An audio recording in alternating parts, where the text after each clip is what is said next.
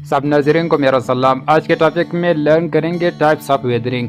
Last lecture में हम लोगों ने सीखा कि सॉइल क्या होता है, सॉइल के फॉर्मेशन के बारे में हम लोगों ने डिस्कस किया। तो सॉइल के फॉर्मेशन में ही हम लोगों ने वेदरिंग प्रोसेस के बारे में कुछ जानना कि डिसइंटीग्रेशन और डिकम्पोजिशन ऑफ रॉक से सॉइल बनता है। तो उसी डिसइंटीग्रेशन और डिकम्पोजिशन के प्रोसेस को तो वेदरिंग कहते हैं। उसके टाइप्स के बारे में लर्न करेंगे। बेसिकली दो टाइप्स होते हैं, एक है मैकेनिकल वेदरिंग और दूसरा है केमिकल वेदरिंग। दोनों में माइन्यूट सा फ़र्क है। दोनों में ब्रेकिंग डाउन ऑफ रॉक या जो भी चीज़ है वो ब्रेक होता है, ग्रेटर या लार्ज फीस से स्मॉलर फीसेस में डिवाइड होता है। पर इनमें फ़र्क ये है कि एक में केमिकल प्रॉपर्टीज़ चेंज होती है और दूसरे में वही केमिकल प्रॉपर्टीज़ रहती है जिस तरह पहले की। याद रखिए कि रॉक मिनरल से बनता है। तो एक मिनरल जब स्मॉलर यानी रॉक जब मुख्तलिफ मिनरल मिल के एक रॉक बनता है, तो रॉक जब ब्रेक डाउन होता है तो इसमें मिनरल ब्रेक हो जाते हैं। तो जो बिफोर ब्रेकिंग डाउन जो प्रॉपर्टी थी केमिकल और आफ्टर ब्रेकिंग डाउन जो प्रॉपर्टी है कि मैकेनिकल वेदरिंग में वो केमिकल प्रॉपर्टीज़ सेम रहती है, जबकि केमिकल वेदरिंग में वो प्रॉपर्टीज़ डिफरेंट हो जाती है। तो बेसिकली दो टाइप्स है जनरल, यानी थर्ड टाइप्स भी है, वो है बायोलॉजिकल वेदरिंग, यानी जो ज़्यादातर यूज़ होता है मैकेनिकल वेदरिंग और केमिकल वेदरिंग।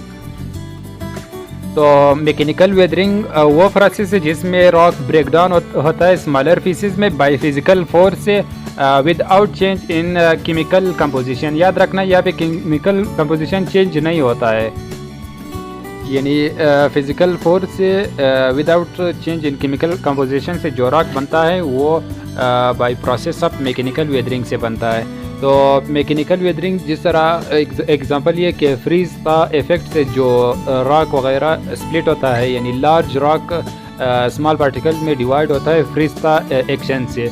फ्रीज का एक्शन बहुत ही इम्पॉर्टेंट है। सिविल इंजीनियरिंग में हम लोग पढ़ते हैं कि इसमें यह है कि क्रैक में पानी जम जाता है, तो फ्रीज होने के बाद एक्सपेंड हो जाता है, तो एक्सपेंशन की वजह से रॉक ब्रेक हो जाता है। तो ये जो प्रोसेस है, ये जो इफ़ेक्ट है, इसको फ्रीज का एक्शन कहते हैं।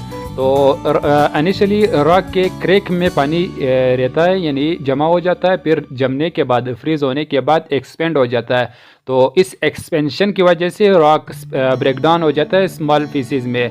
तो ये भी एक मैकेनिकल वेदरिंग की टाइप है, क्योंकि इसमें केमिकल प्रॉपर्टी चेंज नहीं होती है। एक बड़ा रॉक है, वो छोटे छोटे रॉक में डिवाइड हुआ या स्प्लिट हुआ, ब्रेक डाउन हुआ, तो ये जो पहले जो इनिशियल रॉक थी उसकी केमिकल प्रॉपर्टी और जो स्मॉल पीसेस की केमिकल प्रॉपर्टी वो सेम रहती है। तो इसकी वजह से जो रॉक बनते हैं इनमें केमिकल प्रॉपर्टी चेंज नहीं होती। तो इस प्रोसेस से जो रॉक बनता है इसको मैकेनिकल वेदरिंग कहते हैं इस प्रोसेस को। और केमिकल वेदरिंग वो प्रोसेस है जिसमें डिकम्पोजिशन और मिनरल अल्ट्रेशन होता है, यानी इसमें मिनरल तब्दील होता है। अल्टर का मतलब है तब्दील होता है। एक मिनरल रॉक तो मिनरल से बना होता है, जब वो ब्रेक हो जाता है तो उसके मिनरल चेंज हो जाते हैं। तो ओरिजिनल जो मिनरल है वो फिर मुख्तलिफ हो जाते हैं, यानी आफ्टर केमिकल रिएक्शन। इसका एग्जांपल ये है कि कैल्शियम लाइमस्टोन जब रेन का हो तो रेन की पानी के साथ उसका रिएक्शन हो जाता है, तो रिएक्शन की वजह से कैल्शियम कार्बोनेट बन जाता है। तो लाइमस्टोन और कैल्शियम कार्बोनेट दोनों फिर मुख्तलिफ है, इसके मिनरल्स वगैरह चेंज हो जाती है, यानी इसकी केमिकल प्रॉपर्टीज़ चेंज हो जाती है। तो ये प्रोसेस केमिकल वेदरिंग कहलाता है, क्योंकि इसमें केमिकल प्रॉपर्टीज़ वेरी कर देती है। तो ये कुछ हाइड्रेशन भी केमिकल वेदरिंग की एक टाइप है या इसके प्रोसेस में आता है।